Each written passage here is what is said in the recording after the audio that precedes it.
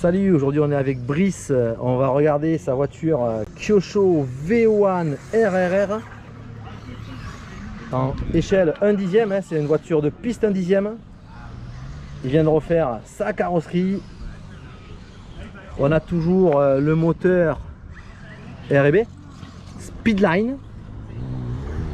Et on va regarder sous la carrosserie parce qu'il y a des petites modifs qui ont été faites par Brice, notamment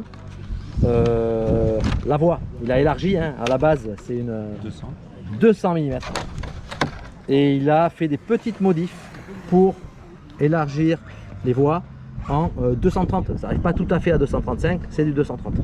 Voilà, ça c'est la principale modif. Superbe pneu mousse, donc c'est un 4x2, hein. 4x4. Ok, roue libre 4x4, ouais. C'est quoi comme pneu ça? Ils sont se place, c'est sympa ce pneu. C'est du... T'as des Matrix ou des... non, je me souviens plus.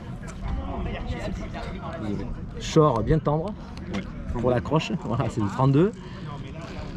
Une bonne roue libre à l'avant, 4 roues motrices par courroie bien sûr, hein.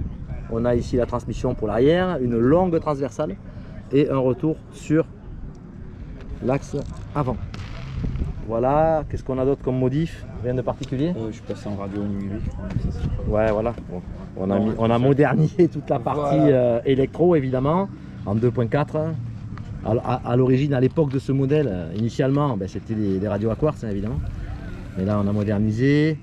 Il y a un cerveau E-Tech HS 5225 MG, largement suffisant pour piloter ce type de véhicule qui pèse 2 kg à peu près. Un petit peu plus, je pense. Allez, 2 kg, 2 kg 2. Bon, c'est quand même pas très lourd. Voilà, il a son banc de démarrage bien adapté pour cette voiture.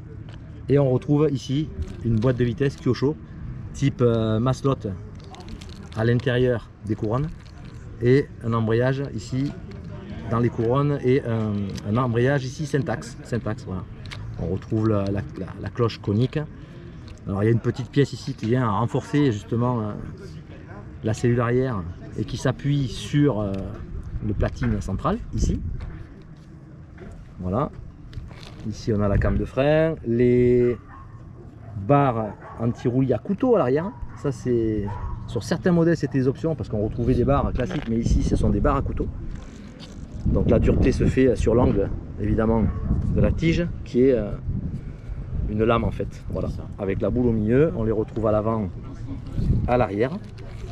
Elle est très fluide. Voilà, les amortisseurs, c'est des petits amortisseurs aluminium, c'est ceux d'origine ça. Voilà, ressort bleu c'est du médium, non? Médium. Ouais, c'est du médium. Voilà. Au niveau des huiles, ils sont montés sur combien là? Je sais plus. Du 250 ou du 300? 300. Voilà, c'est du 300. C'est très souple hein, parce qu'au niveau de la piste, il faut que ça absorbe absolument tout le relief. Ouais. Autrement, la voiture, elle s'envole. Alors là, il y a un gros platine carbone supérieur. Ici, le réservoir, la pressu. On retrouve sur ces petits modèles, mais comme sur toutes les voitures pistes, hein, que ce soit du 1/10, 1/8, un tender ici pour la grande courroie latérale.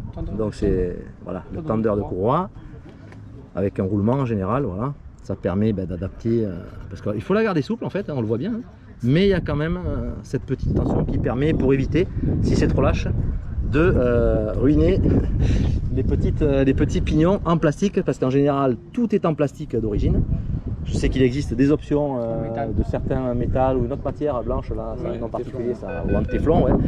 Voilà, mais là c'est tout d'origine, donc on prend soin des pignons pour éviter chaque fois de abîmer les pignons. Ici il y a une pièce quand même en aluminium, celui de l'arrière qui entraîne sur l'arrière, il est en alu, et toutes les autres c'est en plastique. Voilà. Ici on a le soft servo et voilà la radio. Brice il roule avec une Absbima CR4T. Voilà, elle est très ergonomique.